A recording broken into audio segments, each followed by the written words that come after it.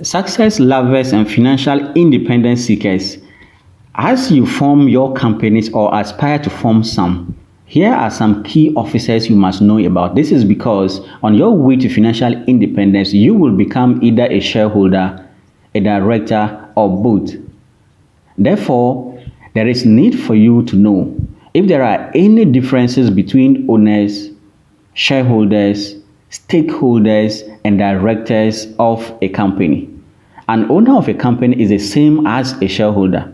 A shareholder or an owner of a company is a person, a company, or an organization that holds stocks or shares in a given company. A shareholder must own a minimum of one share in a company's stock or mutual fund to make them a partial owner. Shareholders typically receive declared dividends if the company does well and succeeds. Also called a stockholder, they have the right to vote on certain matters with regard to a company and to be elected to a seat on the board of directors. If the company is getting liquidated or cancelled and its assets are sold, the shareholder may receive a portion of that money, provided that the creditors have already been paid. When such a situation arises, the advantage of being a shareholder lies in the fact that they are not obliged to shoulder the debts and financial obligations incurred by the company, which means creditors cannot compel them to pay. What are the rules of a shareholder or the owners of a company? Being a shareholder isn't all just about receiving profits, as it also includes other responsibilities. Let's look at some of these responsibilities. Brainstorming and deciding the powers they will bestow upon the company's directors, including appointing and removing the directors from office.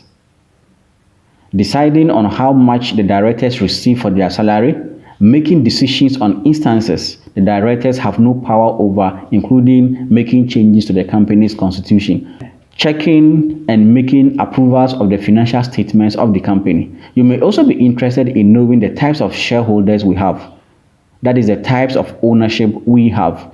There are basically two types of shareholders, the common shareholders and the preferred shareholders. Common shareholders are those that own a company's common stock. They are the more prevalent type of stockholders, and they have the right to vote on matters concerning the company. As they have the control over how the company is managed, they have the right to file a class action lawsuit against the company for any wrongdoing that can potentially harm their organization. Preferred shareholders, on the other hand, are more rare though. Unlike common shareholders, they own a share of the company's preferred stock and have no voting rights or any say in the way a company is managed. Instead, they are entitled to a fixed amount of annual dividend, which they will receive before the common shareholders are paid their part. Though both common stock and preferred stock see their value increase with the positive performance of the company, it is the former that experiences higher capital gains or losses. Can the shareholder be a director? Yes, of course, a shareholder can be a director at the same time, even though the shareholder and the director are two different entities. The shareholder, as already mentioned, is a part owner of the company and is entitled to privileges such as receiving profits and exercising control over the management of the company. A director, on the other hand, is the person hired by the shareholders to perform responsibilities that are related to the company's daily operations with the intent of improving its status. There is also a difference between a shareholder and a stakeholder. A shareholder is an owner of a company as determined by the number of shares they own. A stakeholder does not own part of the company, but does have some interest in the performance of the company, just like the shareholders. However, their interest may or may not be involving money.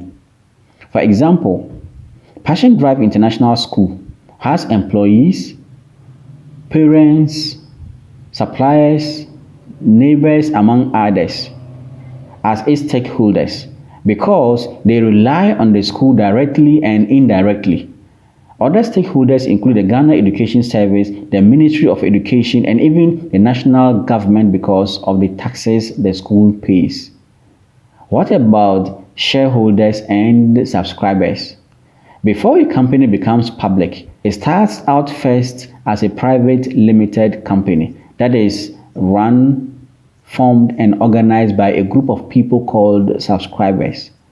The subscribers are considered the first members of the company, whose names are listed in the Memorandum of Association. Once the company goes public, their names continue to be written in the public register, and they remain as such even after their departure from the company.